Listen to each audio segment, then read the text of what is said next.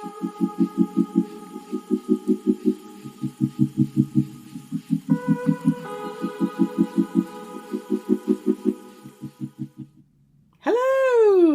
Hi.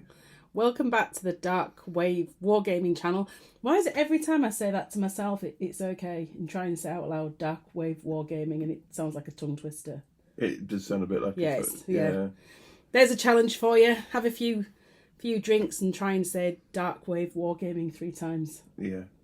Darkwave. I can't even say it without a drink, so there we go. Welcome back to the channel. We've got a bit of a different thing today, haven't we? Mm-hmm. I'm going to interview Chris. Yeah. We're going to do a bit of a section called Ask a Wargamer, because we're all, I don't know about you, but it's one of the questions that we always ask each other when you meet new wargamers, isn't it? It's like, oh, hi, what do you collect? How long have you been in the hobby? All those kind of things. So we thought we would just like ask, and I'm hoping to ask wargamers out there in the world to eventually let me interview them, or Chris interview them, or we as a collective we asked questions. So we've got some questions here. Okay. I'm going to ask you today, if that's okay. Yeah. Fire away. I'm going to fire away. Okay. And these are going to be the same questions that we ask everybody. We're not going to like change them or edit them. It's going to be like 5 very same generic questions. Yeah. Okay, question number 1. Okay. When did you get into the wargaming hobby? Or you kind of started to know about it? And what got you into it? I was about 11, and my brother, I have an older brother, and his mates really got into Warhammer 40k. It just became like really, really popular. And this was around the days of like 2nd edition 40k. And for some reason, him and his mates were all playing it, and me being like the sort of, what can I say, what's the right word? Sort of, well, the curious younger brother, I sort of kind of got into it. I tell you what got me into it in the beginning. It was actually like the artwork, because being an artist, and I remember me and my brother going to with my family going to like the local GW store for the first time, and one of the first things that caught my eye was like the old codex books, and the artwork on the old codex. It's phenomenal, wasn't it? Especially the Space Wolves one. That was the one that first caught my eye, and I was like, wow, they look amazing. And I still love like the old 2nd edition Space Wolves for 40k, because that was like the first army I was ever like drawn to. And for some reason, there's just so much soul in those models and those miniatures that you don't really get today from like the modern stuff. And yeah, so that's basically how I got into the hobby. It was through my brother and just taking a trip to the local GW store when I was about 11, and he was the one that actually told me about it, because I think he borrowed a codex from one of his mates or something and brought it home, and we were looking through it and reading through it or something, and we were hooked. I think I was only into it for about a year or two, from about 11, 12, 13 sort of age, during 2nd edition. So you dipped your toe in and enjoyed what you got out of it then. Yeah, Excellent. definitely. Excellent, and well done to your brother. Yeah, if it wasn't for my, actually, I owe a lot for my brother, because if it wasn't for him, I wouldn't have even known about Warhammer. So, okay, question number 2. What games or game system do you currently play? Or game system, should I say? What games and game systems do you currently play, and why do you play them? So, I guess the first one would be Sigma, Warhammer Age of Sigma, just because we started collecting the Stormbringer magazine, and we started learning to play Sigma, and actually got quite good at like 3rd edition Sigma, and so that would be the first one, Sigma, 40k, and Warcry. But we've also sort of dipping a toe into other game systems as well, like the Woods and Brothers and Badgers eventually, and any kind of interesting game system we can find really. But I suppose at the moment we've just been playing like the main ones, like the most popular sort of commercial kind of game systems that are out there really. So cool. Now, I know this is probably going to be a long answer for you because I know your collection. Oh, gosh, yeah. So what armies, factions, do you collect, paint, play? I've got quite a few now. So for Sigma, I've got a very small Ardenef Deepkin army. I've got a Luminef launch box, which I haven't touched yet, from 2020. Which is quite interesting. I've got some, I think is it 8th edition Warhammer Old World Dark Elves. I've got quite a large army that I've been working on, and spent that whole of last summer rigorously painting a load of Dark Elves. I've got some Beastmen, which I talked about briefly in the last video that we did. Really having fun with the Beastmen, painting them. I've done some other videos, of course, on the Beastmen that I've done, and check those videos out because they are just like 80s. In fact, when you first painted them, you started laughing, and he said, "Oh my god, looks like Thundercats." Yeah, I did because the original theme, like I sort of explained in the video, was it was going to be like a sort of grim, dark look, really dark, sort of like a darker sort of take on the Beastmen, and then when I ended up painting them, it sort of transformed into sort of 80s sort of dark, like 80s cartoon dark sort of. Can I just remind you that you laughed at my Seraphon? We got a free miniature and it was a Seraphon, and as I painted it, he said, "Oh my god, it looks like something from the Thundercats." So yeah, it's we've got like 8. We'll have to let the Seraphon just join the army for a laugh. Just it can be like a mascot. Yeah. A thingy. So yeah. So you've got your retro Beastmen. Yeah, the retro 80s style Beastmen army. I've got a Bealtan. I think that's how you pronounce it. It's either Bealtan or Bialtan. It's probably more Bealtan. I think Bialtan. I always called it Bealtan, but it's probably Biel or BL or something. But Bealtan Eldari army, which I'm really enjoying working on for 40k. In fact, I've just been working on some Wind Riders right now. You forgot some more stuff in your Sigma. Yeah, I've got some Caradrons. I've got some Slanesh, Head Knights of Slanesh stuff. I've got some Daughters of Cain. What else? No money left in your bank account.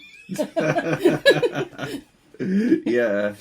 I'm just trying to think if there's anything else for Sigma. Skaven. Got a few Skaven that you got with Echoes of Doom. Yeah, we've got the Echoes of Doom box, and that's got something like the old Skaven in. It's really weird saying that now. Don't you think like it's 3rd edition Sigma and old Skaven? It's kind of like they were like yesteryear, and actually at this moment they're still current, but we know that in a few months that it's going to be like that's going into the realms of that was so 3rd edition now. I think for the future, I'm probably looking to strip down on a lot of my armies and focus on the armies that I actually want to play and want to use, and the ones that I actually like. And at the moment, it's looking like Beastmen for the win, my Eldari army, possibly my Dark Elves, which probably need to be rebased or something at some point for Old World. More Beastmen for Old World, and possibly what else? Maybe some wolves as well. I've got some of the new Space Wolves as well. Yes, we've got wolves. What else have we got for? I'm trying to think of all of your army. Oh, Niddies. Yeah, that was for the. I did I've had a play around with painting some Space Marines and some NIDs. Little voting men. Oh, the Leagues of Voting, yeah, of course. And I'm really, really, really, really keen, and this is like a long-term project. I've got nearly a complete Leagues of Voting army, and I think eventually I'm going to go for I think it's called the Cronus Hegemony faction for voting, which is like the black and the yellow. I'm going to go for those, I think, for a paint scheme.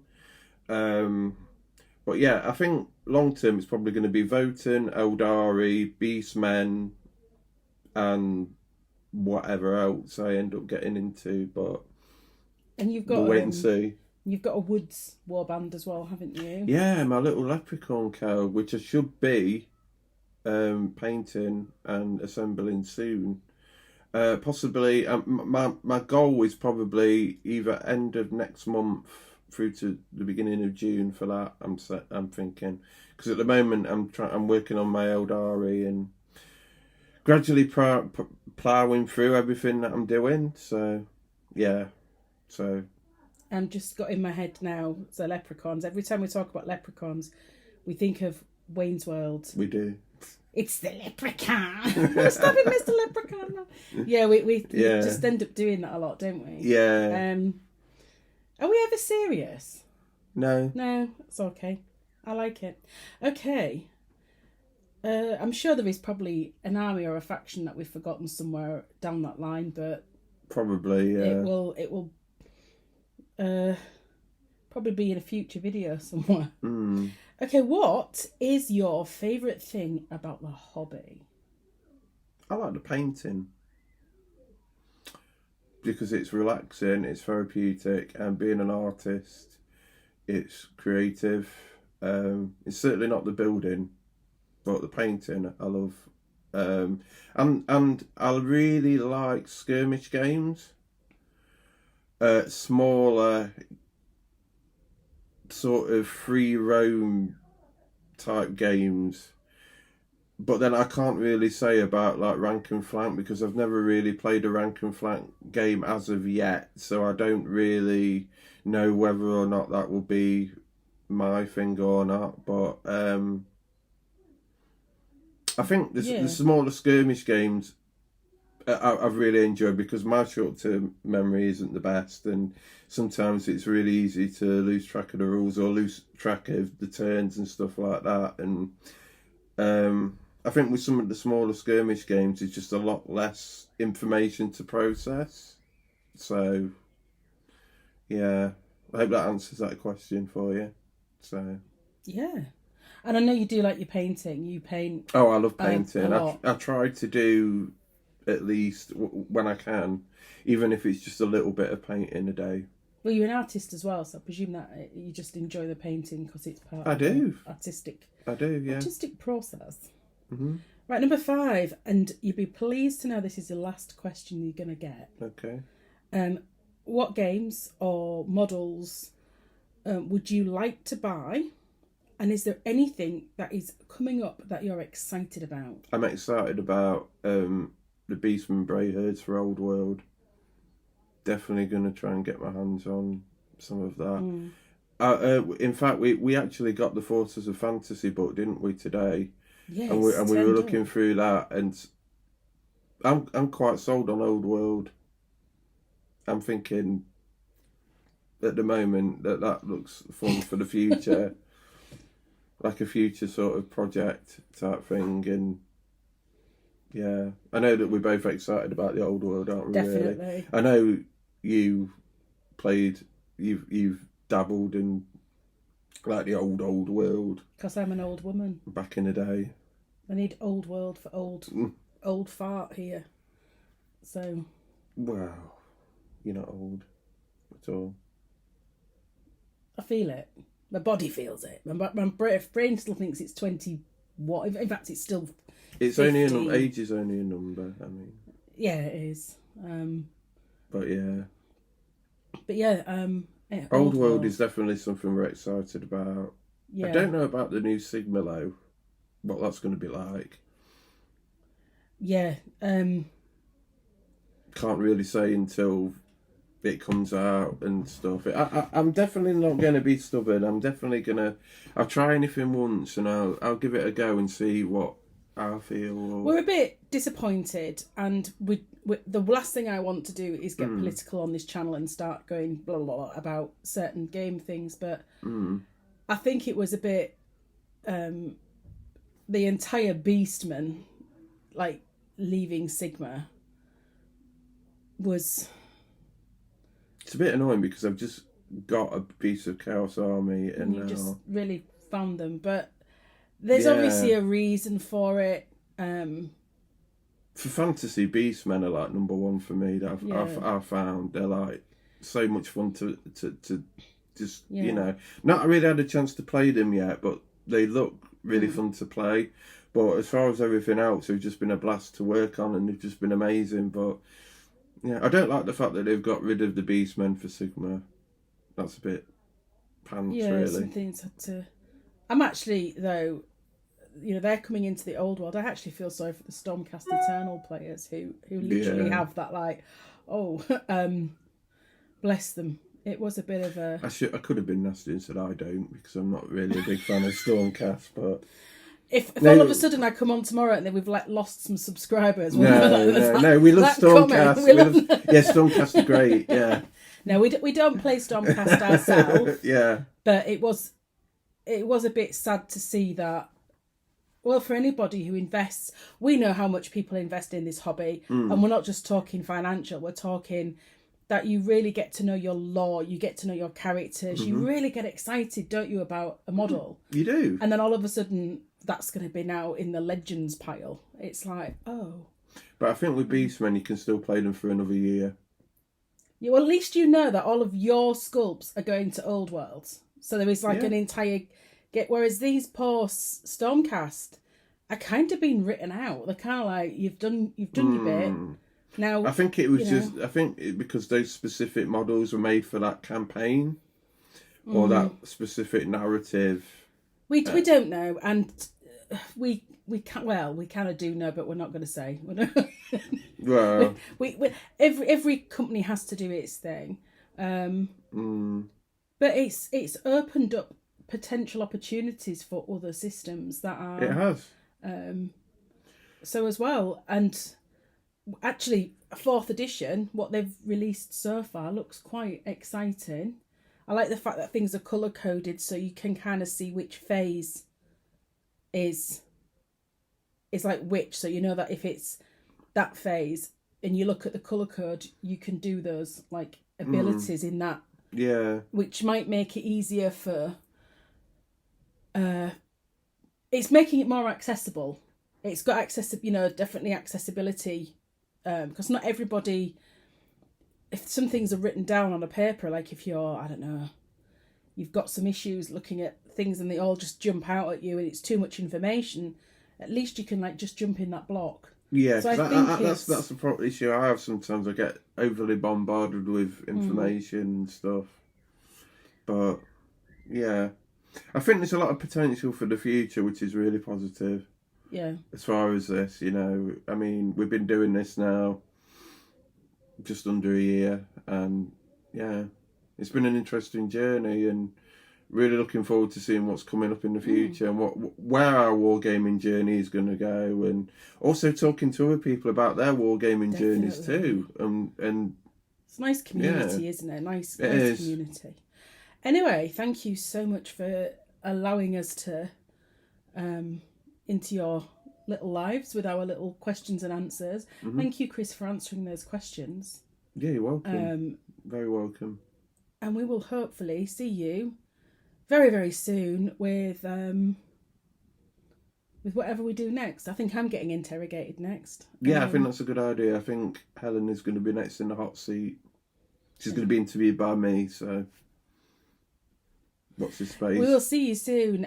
Please hit the like button if you would. Subscribe, share, enjoy. And if you're interested, if you are a wargamer and you're watching this and you want us to ask you those 5 questions, get in touch. Stick us a comment in the little comment box at the bottom. I'm going to do like that because it will probably be at the bottom. And and we will be in touch. And then we can do like a streaming thing. We can get you up next to us in a little box somewhere on the screen, however it works, and we can ask you these 5 questions, and hopefully we'll have a nice kind of playlist of gamers. Yeah, just seeing the channel the channel grow, and So cheers. We will see you soon. Yeah, take care, guys. Bye. Bye.